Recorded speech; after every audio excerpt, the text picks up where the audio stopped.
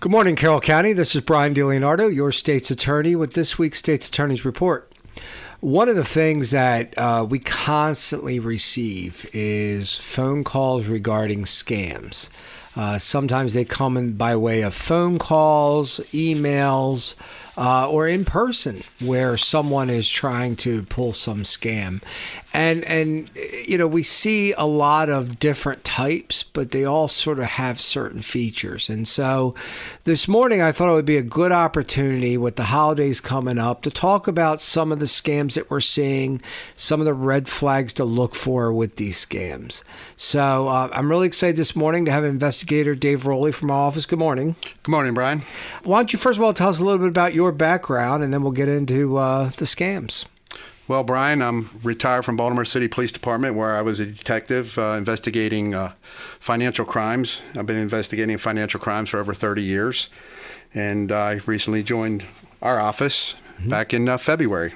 Yeah, and Dave was one that we were really excited to get, especially because of the financial scams. Obviously, Carroll County, we're blessed with a large senior population, so it winds up being an area where it's really kind of been ripe for these kind of scams. So can you tell us, Dave, I know you sort of are the conduit for a lot of these calls that we get, and you track that. Can you tell us what kind of scams we're seeing now? Well, we're seeing a lot of scams, and they primarily target our senior citizens out there because a lot of times they're not up on the modern technologies. A lot of times what will happen, they'll get a phone call. Grandma need money for bail or a medical bill or some other kind of trouble, and the caller says it's urgent, and they tell them, you got to keep it a secret. Our advice to you is, check into it. Look to see if it's your grandchild's phone number or another family number. Well, and sometimes what we've seen is a variation of that, and I know we just had that not long ago, where it's someone else calling. They will call and say, hey, your grandson has been arrested, and they wanted me to call for, you need $200 or whatever it is, and otherwise they're going to have to sit in jail for the next 3 days or something like that on a Friday. So it can maybe not only be someone impersonating their grandchild, but also a third person. Yes, that is correct. And so we will see that, and it typically comes up as they've either been in an accident and they need money, or some sort of bail. But in all those cases, they're asking them to act urgently. That is correct. They want the money quickly. And I think what we also notice is how they want them to pay. So what do you typically see with that? Usually they want them to wire the money. Right. And wire the money is primarily because then it's very difficult to trace or to find out where it went, as opposed to even using a credit card, you could stop payment. Yeah, a lot of times the money is wired out of the country, so there's no way of finding out where the money went. So in addition to the ones where they're sort of claiming, hey, your grandchild is in trouble, what other ones are you seeing a lot of in these days? Well, recently we've seen a couple of phone calls from the IRS. There was one particular resident of Carroll County that said she'd been getting calls at least once or twice a week from the IRS saying that she owed money, and they wanted her to wire the money. Yeah, and that's another example where we did, around tax season, we did a show where we talked about the IRS scams. And it's really important for people to understand that the IRS is not going to call you and tell you to wire money to them.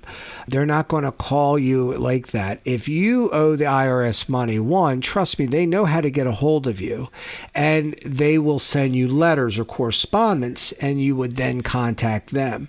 But they're never going to call you saying, you got to pay right now, or we're going to issue an arrest warrant, which is sometimes what you'll see. And so it's really important for people to realize, again, that sort of act of urgency is what you see in these scams, right? Yes, and there's always a threat involved. Yes. Some sort of threat of, we're going to arrest you, we're going to put you in jail.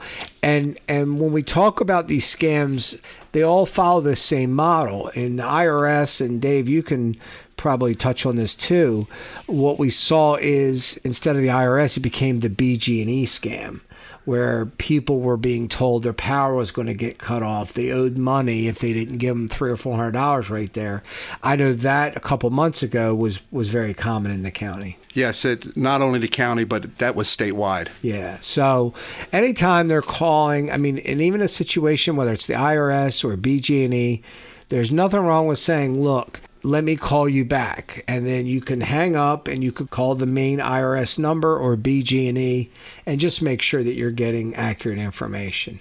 While we have time, is there another one that you're seeing kind of coming out with when it comes to scams? Well, the holidays are coming up, Brian, and one of the latest scams is a gift card scam.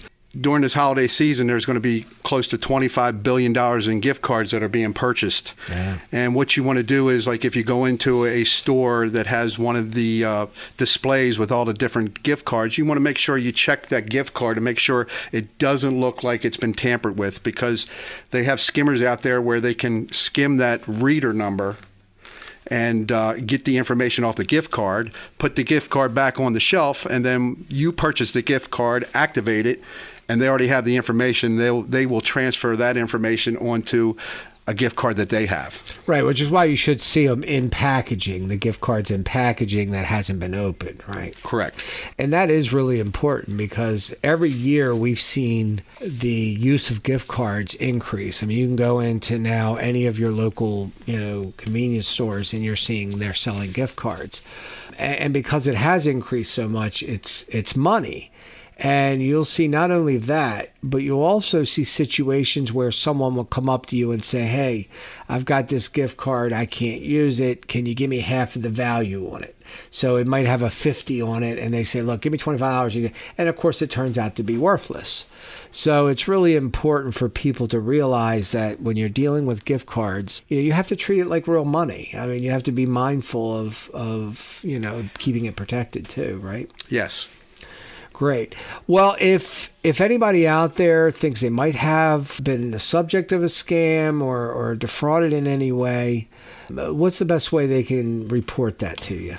Well, there's two ways. They can call our office and speak with somebody. I like to track what's going on in the county to see what scams are active. A lot of times, again, they're out of the country. There's really not much we can do about it, but at least we have the knowledge and get that knowledge out there.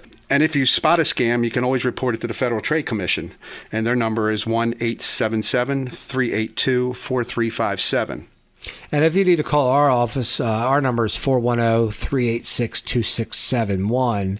As Dave points out, one of the difficulties with all of these is that very often we can't do anything to help someone once they've been a victim because the scammers are typically not only maybe out of the county, but out of the state, if not out of the country.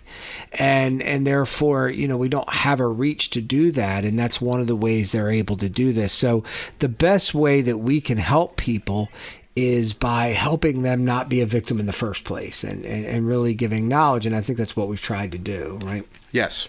And I would also say if you have a group, an organization that would like for us to be able to come out and present something on how to look at red flags and how to avoid being a victim, we're always happy to come out. We do that a lot. We did last year. We went to all the senior centers and presented some classes. It's very important for us, especially our seniors, to be knowledgeable because most of the time people will say, well, why do they do seniors? And it reminds me of, the old John Dillinger quote, why do you rob banks? Because that's where the money is.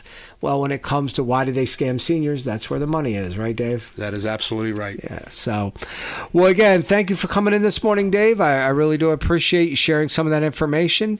For everyone else out there, I hope you have a great Sunday. I've enjoyed being with you today. And again, this is Brian DeLeonardo, your state's attorney. I'll talk to you again in the future. Thank you.